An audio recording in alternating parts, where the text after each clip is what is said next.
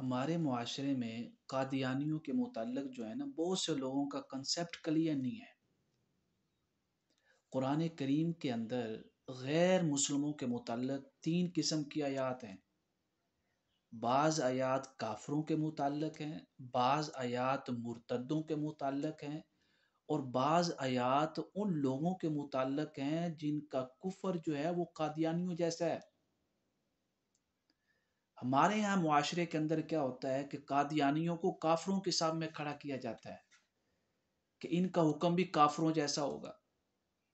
یہ جو بھی موجودہ فیصلہ آیا ہے سپریم کورٹ کا، جس کی سماعت 6 فروری 2024 کو ہوئی ہے، وہ فیصلہ اس کے جو بعد نکات ہیں اس پہ تو بات ہم بعد میں کرتے ہیں نا۔ پہلے ہمارا کنسیپٹ کلیئر ہونا چاہیے قادیانیوں کا کفر کس لیول کا ہے۔ اب کافر کسے کہتے ہیں؟ کافر وہ شخص ہے جس نے کبھی ایمان کا اقرار ہی نہیں کیا، وہ کافر ہے۔ مرتد کون سا شخص ہے؟ کہ جس نے ایمان کا اقرار کیا لیکن بعد میں پھر کیا ہو گیا، اس ایمان سے پھر گیا، اس دین اسلام کو چھوڑ دیا، وہ مرتد ہو گیا۔ یہ جو قادیانیوں جیسا کفر ہے نا، یہ کفر بہت بڑا ہے۔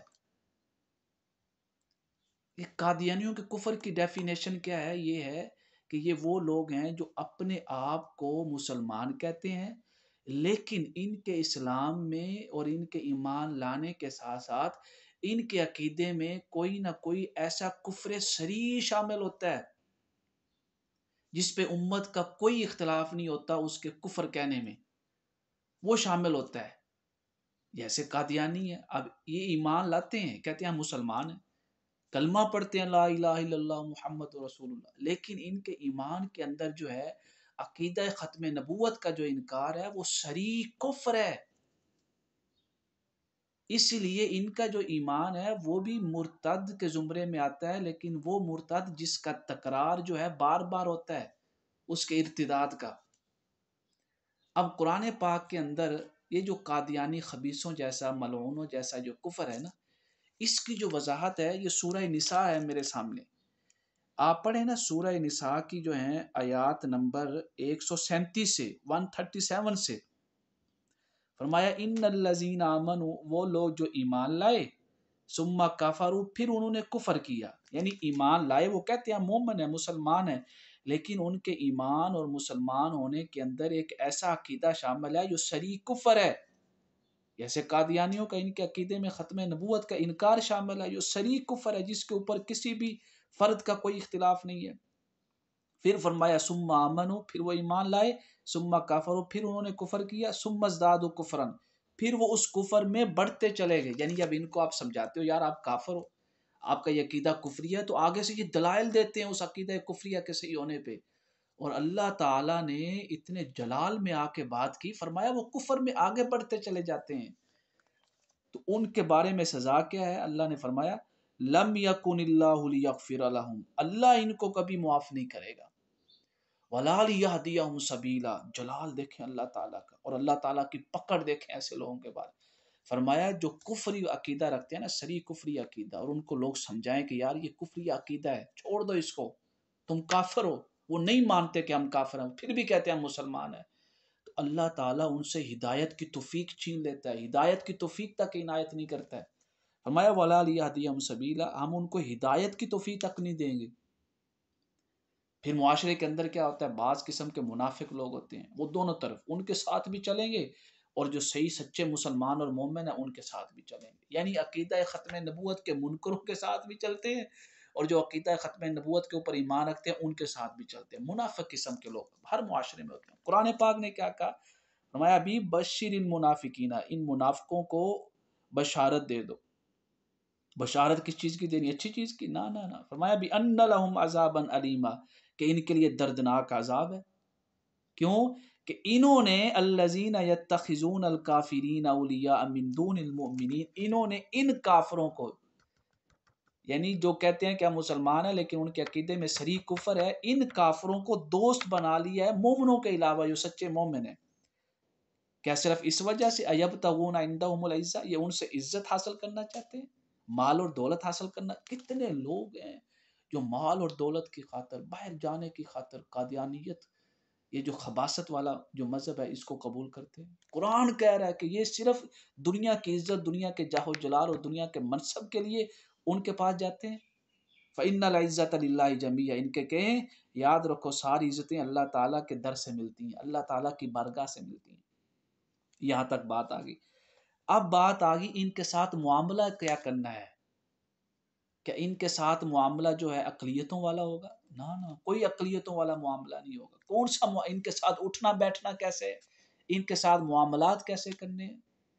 جیسے یہ فیصلے میں کہا گیا جو مذہب کی ترویج کر سکتے ہیں، اپنے عقیدے کے مطابق قرآن پاک کی تفسیر بھی کر سکتے ہیں، اس کی اشاعت بھی کر سکتے ہیں، اس کو پھیلا بھی سکتے ہیں۔ آپ سنیے قرآن پاک کیا کہتا ہے۔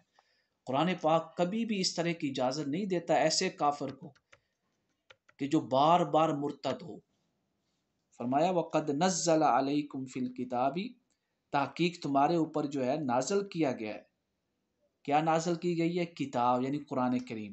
ان اذا سمعتم آیات اللہ، جب تم سنو کہ اللہ تعالیٰ کی آیات کے متعلق یکفر بہا، اس کے متعلق کفر کیا جا رہا ہے، یعنی لوگ انکار کر رہے ہیں، وَيُسْتَهْزَأُ بِهَا، یا اس کا مذاق اڑا رہے ہیں۔ مذاق کا مطلب کیا ہوتا ہے؟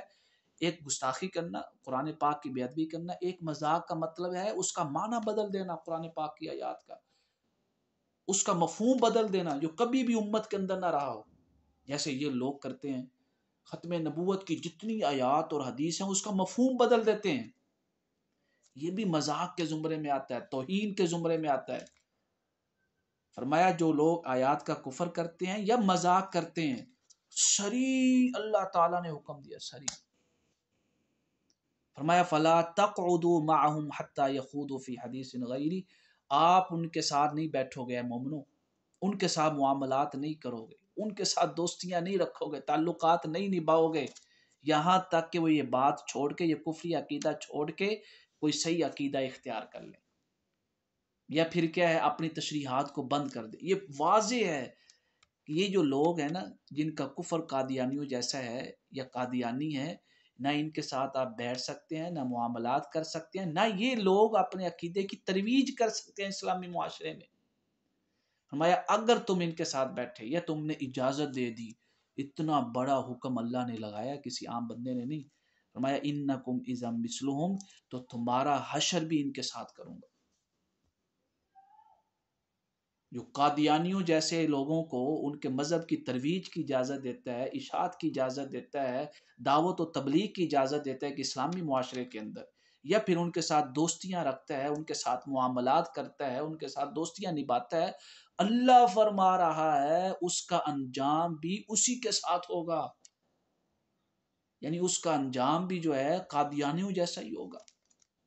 ان اللہ جامع المنافقین والکافرین فی جہنم جمیعا، بے شک اللہ تعالیٰ منافقوں کو اور کافروں کو جہنم کے گڑھے کے اندر جمع کر دے گا۔ یہ پڑھیں آپ، یہ واضح کنسپٹ کلیئر کر رہا ہے قرآن پاک، ایک کافر، ایک مرتد، اور ایک وہ کافر جو خود کو مسلمان کہتا ہے لیکن اس کے عقیدے کے اندر شرعی کفر شامل ہے، جیسے قادیانیوں کا کفر ہے۔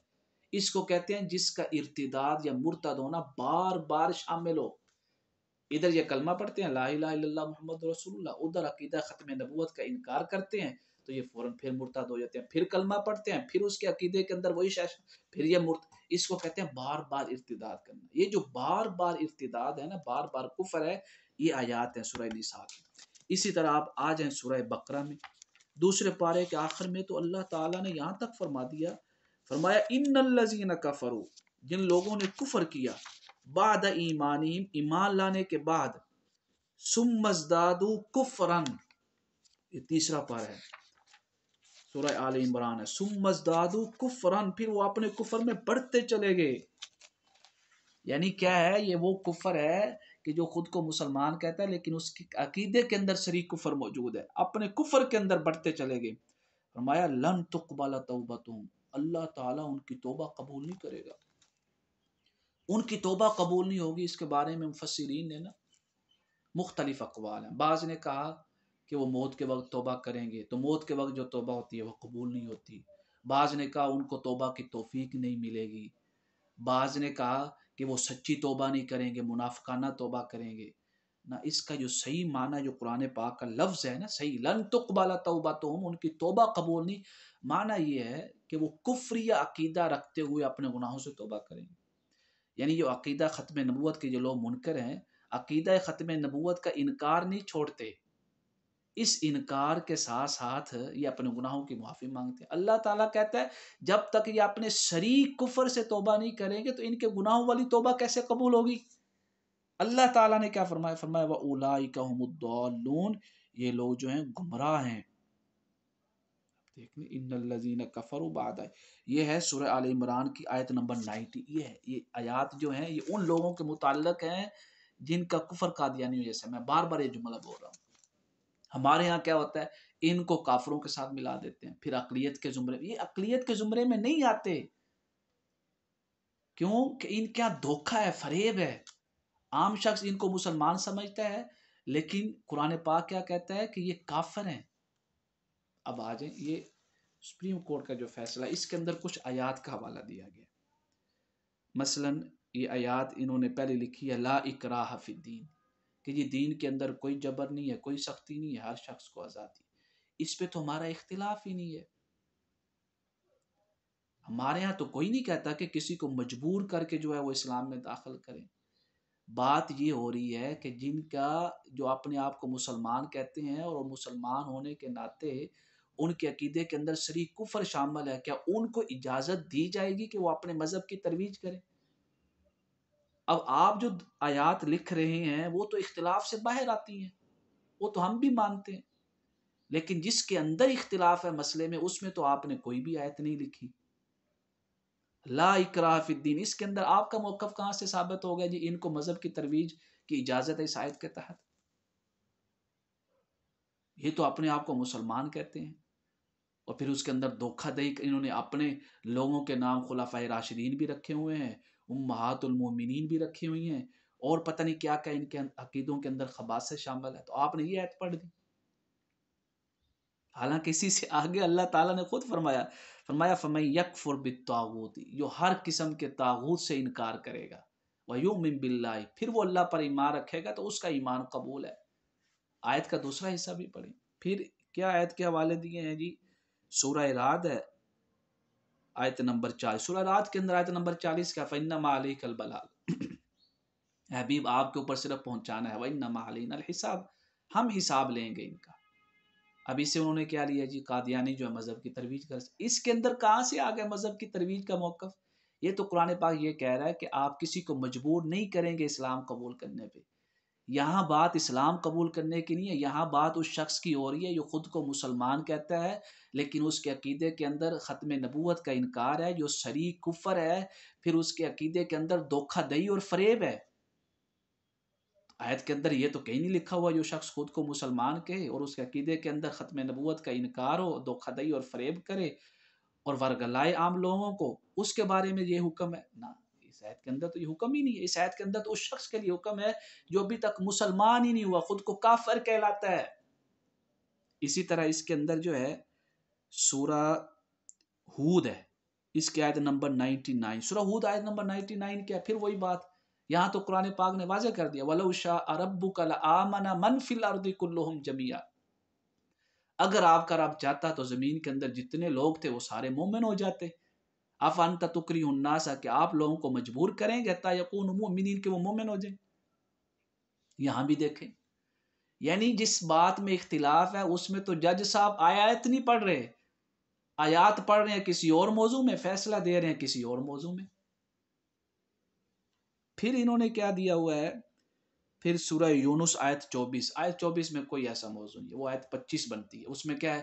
واللہ یدعو الی دار السلام، اللہ تعالیٰ تمہیں جو ہے دار سلام کی طرف بلاتا ہے، یعنی جنت کے رستے کی طرف بلاتا ہے. وَيَهْدِي مَن يَشَاءُ إِلَىٰ صِرَاطٍ مُسْتَقِيمٍ، اللہ جسے چاہے جو ہے صراط مستقیم کی طرف ہدایت دے دے، آپ مجبور نہیں کریں. پھر وہی ساری آیات کس کے متعلق ہے؟ اس شخص کے متعلق ہیں جو کافر ہے اور اس کا کفر واضح ہے. وہ اپنے آپ کو نہ مسلمان کہتا ہے، نہ مومن کہتا ہے، نہ ہی مسلمانوں کے شاعر کا نام جو ہے وہ اپنے لیے رکھتا ہے، نہ ہی مسلمانوں کی جو شخصیات مقدسہ ہے ان کے نام لے کے اپنی شخصیات کے نام ان کے ناموں پہ رکھتا ہے. ایسا کوئی بات نہیں شاید کے اندر. تو میں نے اس لیے کہا کنسیپٹ کلیئر نہیں. ایک ہے کافر، ایک ہے مرتد، ایک ہے وہ شخص جو خود کو مسلمان کہتا ہے لیکن بار بار مرتد ہوتا ہے کیونکہ اس کے عقیدے کے اندر صریح کفر شامل ہے، جیسے قادیانیوں کا کفر ہے۔ پھر انہوں نے وہ سورہ کیا کہتے ہیں ہجر کی جو آیت ہے، آیت نمبر 9 معروف آیت ہے، انا نحن نزلنا الذکر وانا له لحافظون، وہ کہتے ہیں جی آپ کون ہوتے ہیں مجبور کرنے والے؟ اللہ تعالیٰ اللہ تعالیٰ نے یہاں پہ اس لیے جمع کا صیغہ استفہام فرمایا ہے، وانا له لحافظ، یہ نہیں فرمایا انی له حافظ، نہ انا له لحافظون، تو کچھ سمجھیں کیوں فرمایا؟ فرمایا ہم ہیں حفاظت کرنے والے، تو کیا اللہ تعالیٰ خدا نخواستہ زمین پہ اتر کے قرآن پاک کی حفاظت کرے گا؟ اللہ تعالیٰ نے آیت کے اسلوب میں بتا دیا، فرمایا ہم جن لوگوں کو توفیق دیں گے وہ اس قرآن پاک کی آیات کی حفاظت بھی کریں گے، الفاظ کی حفاظت بھی کریں گے، اور ثابت شدہ مجمع علیہ محکم جو مفہوم ہے اس کی بھی حفاظت کریں گے۔ جیسے عقیدہ ختم نبوت کے بارے میں محکم آیت ہے، ما کان محمد ابا احد من رجالکم ولکن رسول اللہ وخاتم النبیین، کہ حضور نبی کریم علیہ الصلوۃ والسلام خاتم النبیین بھی ہیں اور خاتم الرسل بھی ہیں، آپ کے بعد نہ کوئی نیا نبی آ سکتا ہے نہ کوئی نیا رسول آ سکتا ہے۔ اب اس آیت کی حفاظت اللہ تعالیٰ فرما رہا ہے وہی شخص کرے گا عقیدہ ختم نبوت کی حفاظت جس کو اللہ تعالیٰ چن لے گا، منتخب کر لے گا، توفیق دے لے گا۔ چاہیے سپریم کورٹ کو کہ اپنے فیصلے پہ نظر ثانی کرے، یہ فیصلہ جو ہے اس امت کو فتنے کی طرف لے جائے گا، لڑائی جھگڑوں کی طرف لے جائے گا۔ یہاں کل معاشرے کے اندر ہر دوسرا شخص قادیانی اٹھ کر اپنے مذہب کی ترویج شروع کر دے گا، اپنی مسجدیں بنا لے گا، تبلیغ شروع کر دے گا، جلسے کرے گا، تو کیا آپ لوگوں کو قتل و غارت کی طرف لے جانا چاہتے ہیں؟ آپ اس ملک کے اندر فتنہ و فساد برپا کرنا چاہتے ہیں؟ خدا را خود پسندی سے نکلیں، اپنی انانیت سے نکلیں، اپنے آپ کو ہی کل سمجھ لینا، اوور کلیور ہو جانا، یہ کوئی حکمت نہیں ہوتی، یہ کوئی قوم اور ملک کے مفاد میں نہیں ہوتا ہے۔ قرآن پاک یہ جو قادیانی جیسا کفر ہے اس کے بارے میں تو سورۃ جو توبہ ہے آیت نمبر 108 پڑھ لیں، مسجد درار۔ اب یہاں پہ آپ یہ آیات فٹ کریں گے لا اکراہ دین کے اندر کوئی سختی نہیں، تو حضور نے کیوں مسجد درار گرا دی؟ کیوں کہ ان کا جو کفر ہے وہ بار بار دہراتے ہیں، وہ اپنے آپ کو مسلمان کہتے تھے لیکن ان کے مسلمانی ہونے کے ساتھ ساتھ ان کا عقیدے کے اندر شریک کفر تھا۔